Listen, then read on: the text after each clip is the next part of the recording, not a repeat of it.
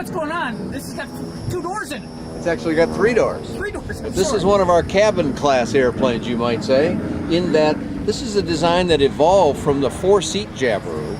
So it's got all the room in the world in the back seat, but since the SLSA rule only calls for 2 seats, we've got a lot of room for luggage, maybe a pet, depending on what'll fit back there.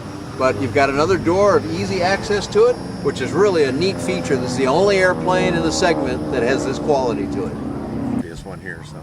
Then this is another one with that sports car feel to it. Yeah, doesn't it look nice inside here? Very comfortable. One of the things I like about this airplane in particular is that it's got an armrest for the control stick. Some airplanes make you sort of hang your hand up in the air. This one gives you nice support, but look at that stick. That's a little different than what we usually see. You might call it a Y stick or a U stick, but it's one central control, easily accessed by both occupants, but in a training environment, the instructor's right there with you on the joystick. Now, control-wise, has this got a steerable nose wheel on it, or operated by brakes?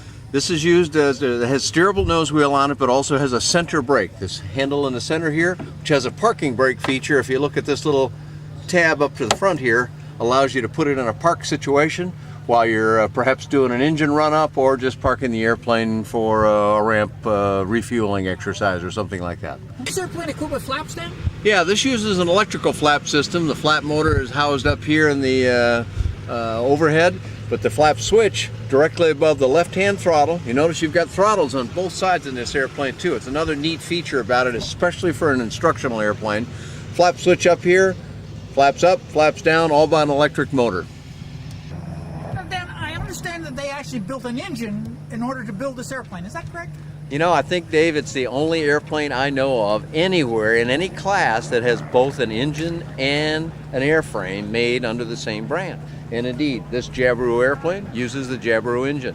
It's available with the 2200 and the 3300, which is an 80 or 85 or 120 horsepower variant. And with the 120 horsepower variant at least, this thing will cruise kind of like the Lightning right there at the top of the LSA category, 120 knots, 138 miles an hour. Now, with the storage capacity and everything that this airplane's got, it must make a great cross-country flyer. But what kind of durations or distances could you travel? Well, for one, it holds a lot of fuel. It holds 36 gallons of fuel, and it burns about 5-6 gallons an hour, depending on exactly how you're operating it. So that's going to translate to 700 or 800 miles of distance. Frankly, more than I care to go on a single stretch, but some folks love that, and they'll love this airplane for that reason. And if they wanted to get more information, where would they go? They'll go to their website. The company website is usjabiru.com.